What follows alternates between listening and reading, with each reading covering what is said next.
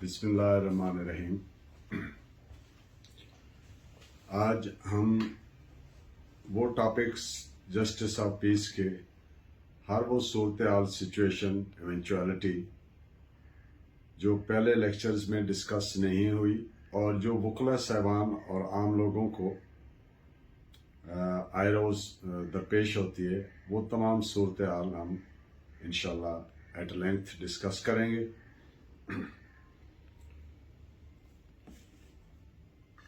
पहली बात कि क्या जस्टिस ऑफ पीस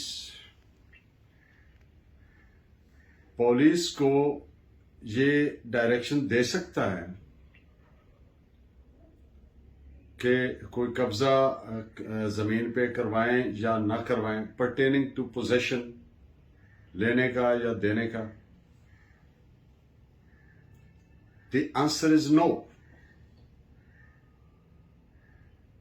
इसलिए कि जस्टिस ऑफ पीस ने 154 के सीआरपीसी के पैरामीटर से इधर उधर नहीं होना, उसी पैरामीटर के विद इन ट्रेवल करना है।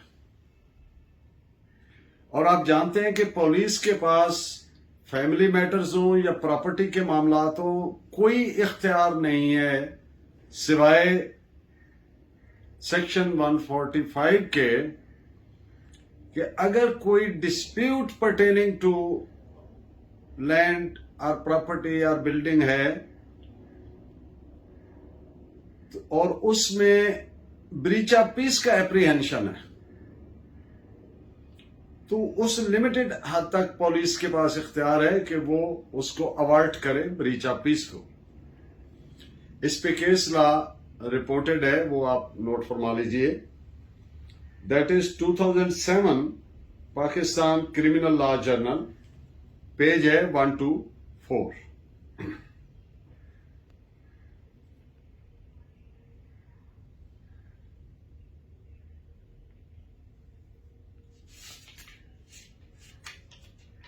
एक जजमेंट के, चूंकि वर्ड शेल यूज हुआ है, मैं पहले भी ये बात कर चुका हूं, at the cost of repetition ये गुजारिश कर रहा हूं कि 4 दफा पैरा नंबर, जो पहला पैरा है सेक्शन 154 का, उसमें 4 दफा वर्ड शेल यूज हुआ है। जब कोई कग्निजेबल ऑफेंस रिपोर्ट होता है कि इतला दी जाती है पुलिस को, तो उसको मिनोअन उसी तरह जो इतला दी गई है shall reduced into writing in the prescribed register, यानी वो जो प्रोविंशियल गवर्नमेंट ने दिया हुआ है रजिस्टर, जिस पे सेक्शन 154 के तहत वो रिकॉर्ड करेगा, और इसी सेक्शन 154 के एंड में है कि फिर उसको पढ़ के सुनाएगा।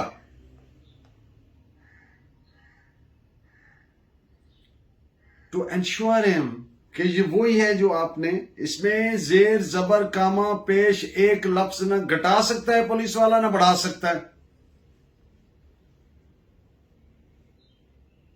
तो इस पे जजमेंट्स, और फिर मैंडेटरी हो जाता है पुलिस वाले पे पर्चा दर्ज करना। जब नहीं कर रहा तो उसी पैरामीटर में ट्रेवल करते हुए justice of peace is bound to issue directions in such case.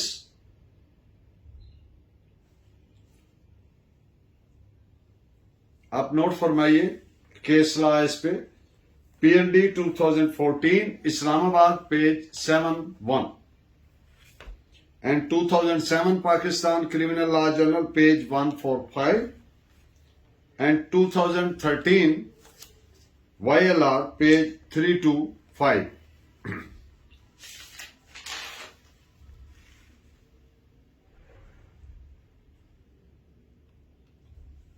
Section 22A sub class 6 में वर्ड मे यूज हुआ है। अब सवाल पैदा होता है कि मे, आप जानते हैं कि may includes in itself, may not, यहां पर what the legislature has contemplated in its wisdom, word में इसलिए रखा गया है कि कुछ रेकलेस लोग ऐसे होते हैं जो अब्यूज करते हैं प्रोसेस ऑफ लॉ को। तो ऐसी इवेंचुअलिटी में जस्टिस ऑफ पीस अपने जुडिशियल माइंड को अप्लाई करते हुए कि जब वो कन्विंस्ड हो, मुतमईन हो, तो ही may not issue the direction. क्या क्या वो सूरत हाल हो सकती है? कोई प्योरली सिविल नौयत का मामला है, या नजर आ रहा है कि ये abuse of process of law हो रहा है। मिसाल देता हूं आपको, हमारे सियासी तारीख में इस तरह के वाकयात अनफॉर्चुनेटली बड़े फ्रीक्वेंट आपको मिलेंगे। हमारे पंजाब के आज के जो वजीर आला हैं, इनके वो रिलेटिव हैं चौधरी ज़हूर इलाही मरहूम, तो उन पर भैंस चोरी का मुकदमा दर्ज हुआ। तो ये होता है abuse of process of law, कि जब जानबूझकर बदनीयती से कोई ऐसा पर्चा दर्ज करवाया जाए, मुकदमा फौजदारी FIR करवाई जाए, जिससे नीयत ये हो कि ह्यूमिलिएट करना है। हमारी सियासी तारीख इस तरह के मुकदमात से अनफॉर्चुनेटली, वो कोई सा भी दौर हो, भरी पड़ी। तो इसलिए जस्टिस ऑफ पीस ने ऐसी इवेंचुअलिटी को अवॉइड करना है। ऐसी सूरत हाल में वंस ही इज कन्विंस्ड कि इससे it will amount to abuse of process of law, तो ही मे refuse, he may decline, he may not issue the direction। इस पे आप केस लॉ नोट फरमाइए, page 2012 Pakistan criminal law journal, page है 1458।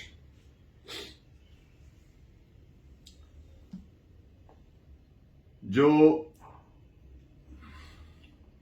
पसमानदा मुआशरे होते, ये विद हैवी हार्ट में ये लफ्ज कहना लगा हूं, जो गैर मुहज़्ज़िब मुआशरे होते, बैकवर्ड मुआशरे होते,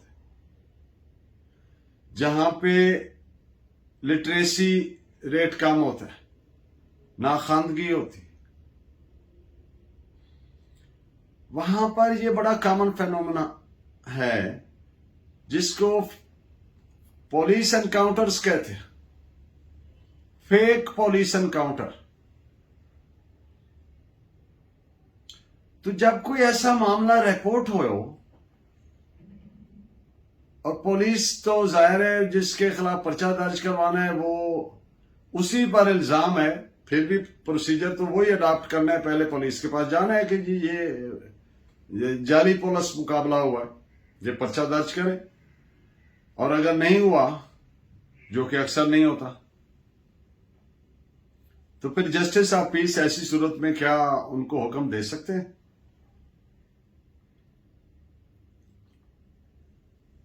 आपने सेक्शन 22A(6) देखा कि जहां पर उसकी जो सब क्लास 3 है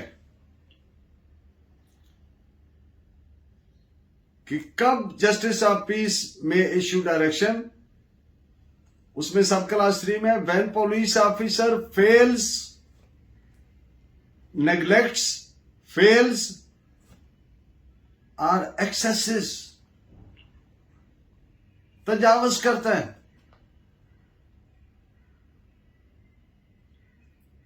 तो जस्टिस ऑफ पीस डायरेक्शन दे सकते हैं। ये जो लफ्ज तजावज है, एक्सेसेस है, इसके एम्बिट में वो हर चीज आ जाती है जो गैर मुहज़्ज़िब और पसमानदा ममालिक में पुलिस का रवैया होता है। जो मुहज़्ज़िब होते हैं वहां पर तो तसव्वुर पुलिस का ये होता है कि ये प्रोटेक्ट करेगी, और जो गैर मुहज़्ज़िब मुआशरे होते हैं वहां पे लोग लोगों को सेंस ऑफ सिक्योरिटी नहीं आता पुलिस को देखे, सेंस ऑफ इनसिक्योरिटी, खौफ, हॉरर। वो क्यों आता है? लोगों ने ऑब्जर्व किए हैं, एक्सपीरियंस किए हैं पुलिस एक्सेसेस को, तजावज को, कस्टोडियल किलिंग्स। ये पंजाब पुलिस में फेमस है, मंजी लगाते हैं, उल्टा लटका दें, पांव के तलवों पे मारें। ये सारे एक्सेसेस हैं, चाहे वो जाली पुलिस मुकाबले हो। पुलिस को कोई इख्तियार नहीं किसी आदमी को पे तशद्दुद करने का। In whole of the CrPC, in whole of the system, in whole of the criminal law, अगर पुलिस कोई ऐसा बिहेव करती है तो जुर्म करती है, वो जुर्म बनता है। तो इसलिए जब कभी पुलिस तजावज करे तो जस्टिस ऑफ पीस डायरेक्शन दे सकते हैं, उनका ये इख्तियार है। और ये केस रिपोर्टेड है, ऑनरेबल कोर्ट के फैसले हैं 2013 Pakistan criminal law journal page 630 and PLD 2009 Lahore page 69। अब एक और इवेंचुअलिटी जो जस्टिस ऑफ पीस की प्रोसीडिंग में देखी जाती है कि क्या जो प्रपोज्ड अक्यूज्ड है, प्रपोज्ड अक्यूज्ड से मुराद वो सो कॉल्ड मुल्जिमान या अफराद जिनके खिलाफ मुकदमा FIR दर्ज करवाया जाना मकसूद है। वो जो कंप्लेंट रखी गई है सामने, जिसमें वो जिन लोगों का नाम है कि इन्होंने ये, जिन पर इल्जाम है कि इन्होंने ये ऑफेंस कमिट किया है, तो क्या उनको नोटिस करना जरूरी है? जब एक जस्टिस ऑफ पीस के पास पिटीशन फाइल हुई तो जिन लोगों पे जो वो FIR करवाने की इस्तदा है, क्या उनको नोटिस करना और अदालत में बुलाया, उसमें जस्टिस ऑफ पीस साहब के पास बुलाया जाना जरूरी है? The answer is no. क्यों? इसलिए कि जो कानून का एसेंस है जस्टिस ऑफ पीस 22A6, उसमें उनके खिलाफ कोई ग्रीवेंस नहीं शो हो रहा जो प्रपोज्ड अक्यूज्ड हैं। ग्रीवेंस किसके पास खिलाफ है? वो पुलिस ऑफिसर के खिलाफ है।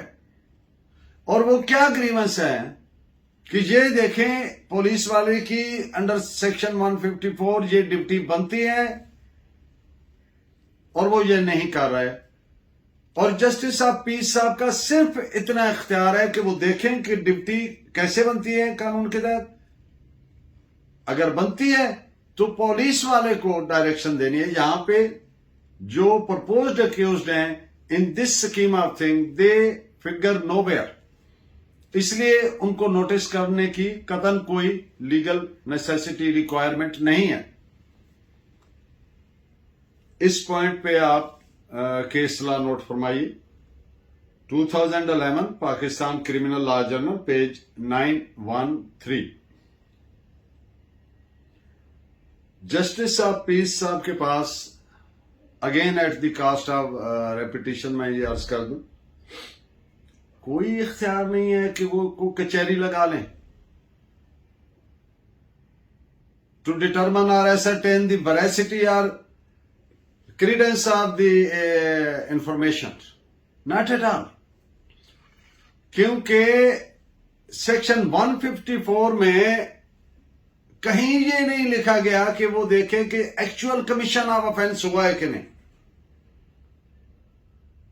ये सिर्फ एक इतला है, पहली इतला है, फर्स्ट इंफॉर्मेशन है। रिपोर्ट है, फर्स्ट इंफॉर्मेशन रिपोर्ट, एफआईआर।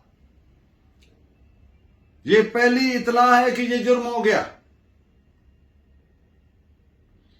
तो चूंकि वहां पे 154 में एक्चुअल कमीशन ऑफ ऑफेंस का लफ्ज नहीं है कि वो तयक्कन करे, तायन करे कि हां जी सचमुच ये ऐसे हुआ है, तो इसलिए जस्टिस ऑफ पीस उसी पैरामीटर में चलेंगे जो 154 के सेट है by law.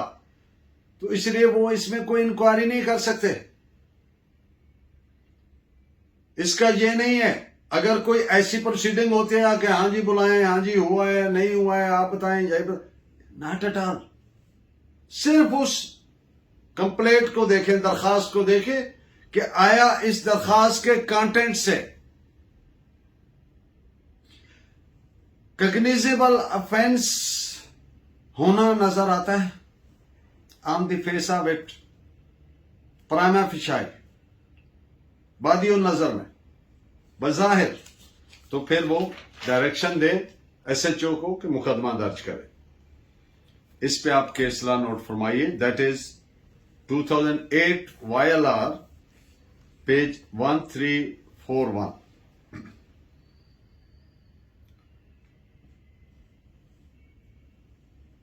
Justice of peace is not a court. Court कौन सी होती है? Where the evidence is recorded on oath, वो कोर्ट होती है। अब सेक्शन 6 सीआरपीसी में जो क्लासेस ऑफ कोर्ट्स हैं वो बताई गई हैं, courts of session and courts of magistrates.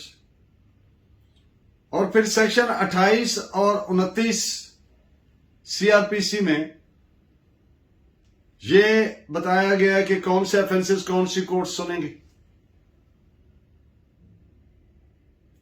तो ना तो सेक्शन 6 सीआरपीसी में कहीं जस्टिस ऑफ पीस का जिक्र है और ना सेक्शन 28 और 29 सीआरपीसी में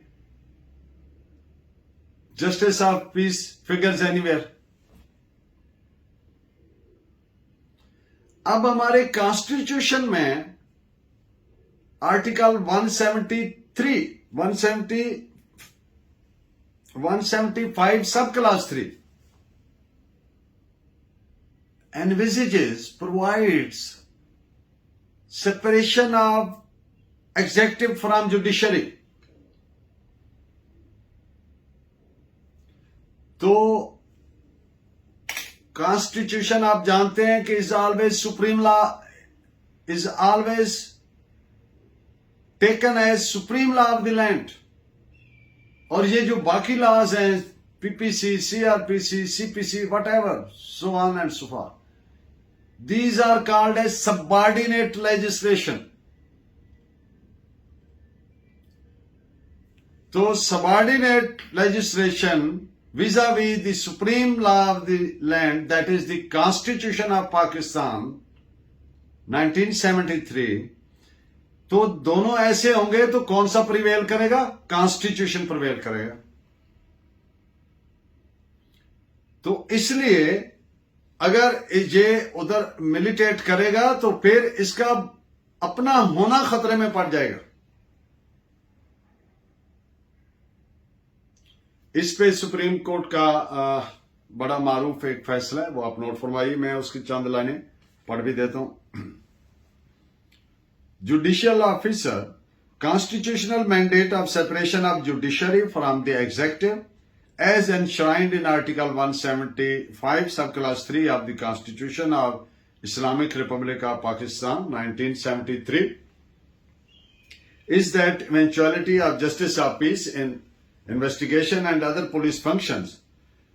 The provisions of Section 22A CRPC may themselves become vulnerable to a serious challenge on the touchstone of the Constitution. बात का मकसद ये है कि इसका लिमिटेड स्कोप है, उसी में चले, वरना इसका अपना होना ही वल्नरेबल होगा। इसको आप नोट फरमाइए प्लीज। पीएलडी 2016 है, सुप्रीम कोर्ट पेज 581। अब थोड़ा सा जायजा हो जाए कि जस्टिस ऑफ पीस की तकाबली जायजा कर लेते हैं अमेरिका और बरतानिया से। आप जानते हैं कि बरतानिया में, यूके में और यूएसए में भी जस्टिस ऑफ पीस हैं और पाकिस्तान में भी है। तो क्या ये सेम है या कोई डिफरेंस है इनकी पावर्स में, इनकी फंक्शनिंग में? तो इसमें सिर्फ इतना फर्क है कि यूके और यूएसए में उन्होंने अमेंडमेंट करके जो वहां पे जस्टिस ऑफ पीस हैं उनकी पावर्स ज्यादा की हैं, उनको जुडिशियल पावर्स भी दी हैं। कहां तक? पेटी केसेस तक, petty civil as well as criminal cases को निपटाने तक, डिसाइड करने तक। यानी ये फर्क है, बाकी सेम है कि पाकिस्तान के में जो जस्टिस ऑफ पीस है उसके पास कोई जुडिशियल पावर नहीं है। he works in the capacity, he exercises the capacity of as a ministerial capacity, administrative बोल दें, मिनिस्टेरियल बोल दें, सुपरवाइजरी बोलें, तीनों लफ्ज ठीक हैं, लेकिन नॉट द जुडिशियल कैपेसिटी। जबकि यूके और यूएसए में पैटी केसेस के लिए, छोटे मोटे केसेस के लिए, भले वो सिविल क्यों, क्रिमिनल क्यों, वो इख्तियार उनको एडिशन टू दिस सुपरवाइजरी और एडमिनिस्ट्रेटिव जुरिस्डिक्शन के दिया गया। इस पे आप केस लॉ नोट फरमा लें।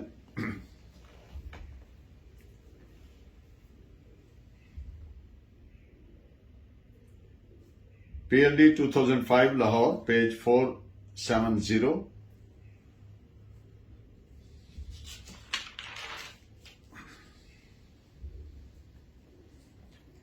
क्या जस्टिस ऑफ पीस अपनी जो प्रोसीडिंग हैं उनमें हलफ दे सकते हैं, ऑन ओथ कर सकते हैं? The answer is no. इसलिए कि ओथ आपको पता है कोर्ट लेती है, ऑन ओथ जो प्रोसीडिंग होती है वो कोर्ट में होती है, and justice of peace is not a court of law. Court की डेफिनेशन ही यही है। कोर्ट की डेफिनेशन यह है कि where the proceedings are conducted under oath, the person records his statement under oath। तो इसलिए justice of peace not being a court of law, hence the proceeding cannot be conducted over there on oath। इस पे case law note फरमाइए, 2012 Pakistan criminal law journal 776।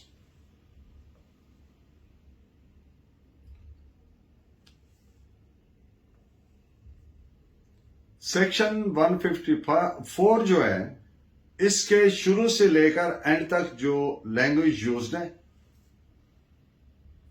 That controls the jurisdiction of justice of piece. वो control मैंने इसलिए लफ्ज use किया कि उससे बाहर नहीं जाएंगे, उसके जो सेट पैरामीटर्स हैं उन्हीं में रहेंगे। क्यों? इसलिए कि ग्रीवेंस क्या है, पिटीशन इनके पास आई क्यों है जस्टिस ऑफ पीस के बाद, कि ये देखें जी 154 के तहत इसकी ये ड्यूटी बनती है पुलिस ऑफिसर की, and he is Fehling in performance of duty. तो जस्टिस ऑफ पीस साहब उसको ये तो नहीं कह सकते कि आप ये पर्चा दर्ज करो, ये ऐसे करो, ना खुद इंक्वायरी कर सकते हैं, ना वो डिटेल में जा सकते। उसको सिर्फ ये डायरेक्शन दे सकते हैं कि proceed in accordance with law, कि आप 154 के तहत जैसे कानून कहता है इस तरीके से प्रोसीड करें। तो कानून तो कहता है पर्चा दर्ज करें भाई जब कॉग्निजेबल ऑफेंस आपको रिपोर्ट होगा। तो जस्टिस ऑफ पीस ने डिस्क्रेशन इस तरह से एक्सरसाइज करना है। वर्ड डिस्क्रेशन आया है तो एक बाय द वे आपसे बात कर दूं, यानी ओबिटर डिक्टा। तो इस जमन में आपको एक शेर अर्ज कर देता हूं तो उससे समझाने में आसानी हो जाएगी। जिक्र जब छिड़ गया कयामत का, बात पहुंची तेरी जवानी तक। जिक्र तो कयामत का हो रहा था, जवानी तक कैसे पहुंच गई? By the way, by the way. तो what is said by the way is called obiter dicta. Obiter dicta means by the way. तो इस पे यानी एक कोर्ट एक केस पे प्रोसीडिंग कर रही है और अपनी जजमेंट दी है प्रोसीडिंग के बाद, तो उस जजमेंट में जो उसके फैक्ट्स हैं उनसे हटके बाय द वे एक कोर्ट ने अपना व्यू उस जजमेंट में एक्सप्रेस कर दिया। सवाल पैदा हुआ कि वो जो बाय द वे कोर्ट ने ऑब्जर्व किया, यानी एज ए ओबिटर डिक्टा, क्या वो बाइंडिंग है? द आंसर इज यस, वो भी बाइंडिंग है। अब डिस्क्रिशन पे, सवाबदीद पे डिटेल में इसलिए बात कर रहा हूं कि ये बहुत अहम लफ्ज है। क्रिमिनल लॉ में there are so many eventualities where discretion, सवाबदीद पे छोड़ दिया गया कोर्ट की। पहली गुजारिश तो यह है कि लेजिस्लेशन डिस्क्रिशन को जितना कर्टेल करे, जितना कम करे, उतने अवाम महफूज रहते हैं। Because no one is too good to be interested with such type of powers. ये जितनी कम से कम होगी इतना बेहतर होगा। अमेरिका के बहुत renowned and celebrated chief justice रहे हैं, जस्टिस मार्शल। उनके अल्फाज हैं कि discretion is almost always is tyrannical, whimsical, capricious, arbitrary, and it must be curtailed to the extent it is possible.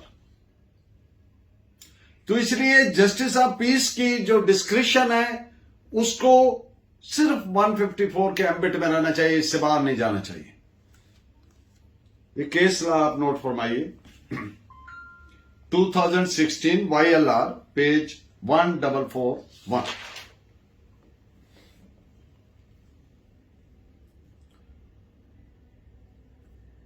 एक सूरत पैदा हुई कि जस्टिस ऑफ पीस साहब ने डायरेक्शन फरमाई आईओ को कि चालान सबमिट करे और हाई कोर्ट ने उसको सेट असाइड कर दिया। तो बसद एहतराम टू हाई कोर्ट, चूंकि ये फैसला आ गया तो फैसले पे बोनाफाइड कमेंट कर सकते हैं। कोर्ट ने फरमाया कि ये इन्वेस्टिगेशन में मुदाखलत की है।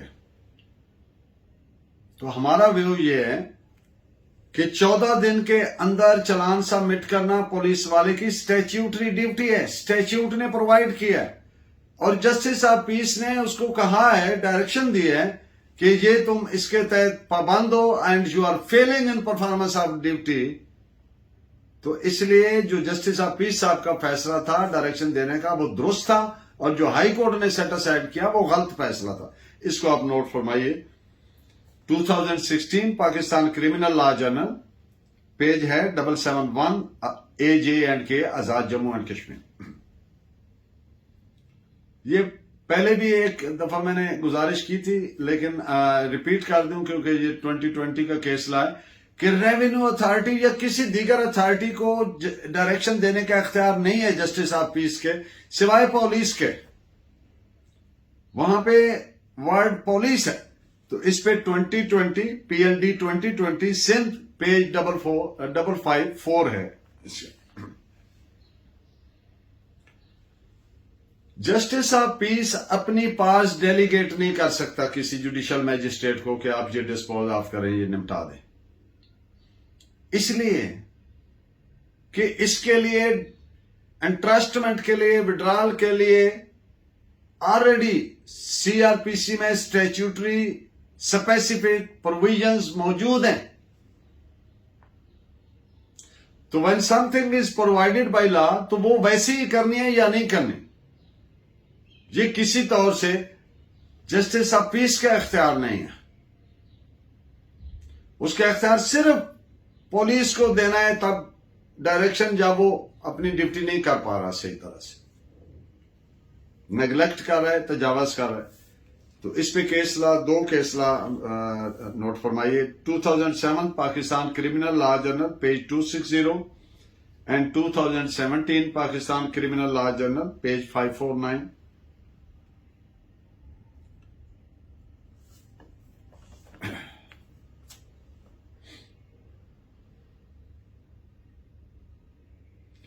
अगर जस्टिस ऑफ पीस ने कोई कंप्लेंट पिटीशन डिसमिस कर दी है तो उससे अल्टरनेट रेमेडी इफेक्ट नहीं होगी।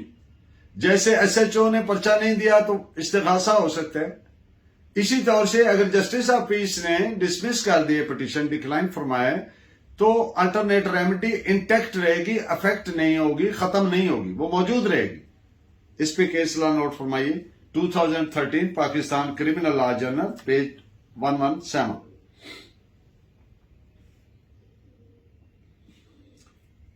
अब जिन एक सेक्शन है 195 सीआरपीसी, उसमें बार है एसएचओ पर कि ऐसी सूरत में, कैसी सूरत, उसमें सेक्शंस 172 से 188 पीपीसी तक जो ऑफेंसेस हैं उनमें एसएचओ पर्चा नहीं दे सकता 154 के तहत। तो जब एसएचओ नहीं दे सकता तो फिर जस्टिस ऑफ पीस भी उसको डायरेक्शन नहीं दे सकता, इसलिए कि उसका एक अपना अलग से प्रोसीजर प्रेस्क्राइब्ड है। तो जब स्पेसिफिकली एक प्रेस्क्राइब्ड प्रोसीजर है और तो फिर एसएचओ तो फेल नहीं कर रहा अपनी ड्यूटी में, लिहाजा जब एसएचओ की ड्यूटी ही नहीं बनती है तो फिर जस्टिस ऑफ पीस उसको करने का वो हुक्म नहीं दे सकता जो लीगली उसकी ड्यूटी नहीं बनती। तो इस पे आप केस ला 3-4 मैंने सर्च किए आपके लिए। 2014 Pakistan criminal law journal page 343, PLD 2001 Lahore page 84, PLD 2007 Lahore page 53 and supreme court का फैसला है 1992 एससीएमआर 2162। पाकिस्तान से बाहर अगर कोई मर्डर कमिट हो गया तो क्या जस्टिस ऑफ पीस डायरेक्शन दे सकता है? The answer is yes, keeping in view the parameters of section 44 PPC. एक पाकिस्तानी ने बाहर एक ऑफेंस किया, ऐसा एक्ट किया जो वो अगर पाकिस्तान में करता तो जुर्म था, तो पाकिस्तान में उसका ट्रायल हो सकता है, उसकी एफआईआर हो सकती है, उसकी इन्वेस्टिगेशन हो सकती है, लिहाजा जस्टिस ऑफ पीस उसमें डायरेक्शन दे सकते हैं। इस पे केस ला नोट फरमाइए। PLD 2014 Balochistan page 28।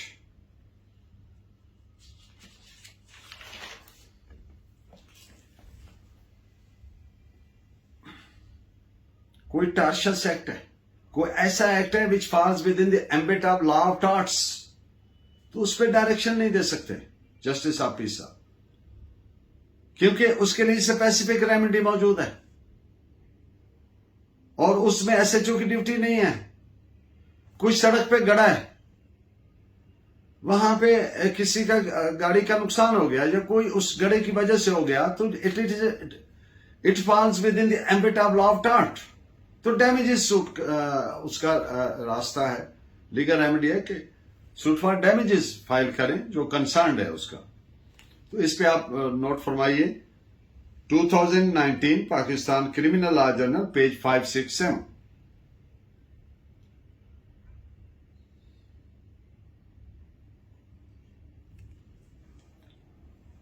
जेंटलमैन,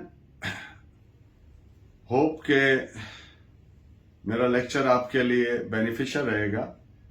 मैं आपका बेहद मशकूर हूं, जो आपके व्यूज आ रहे हैं, जो आप फोन करके मेरे से डिस्कस कर रहे हैं चीजें।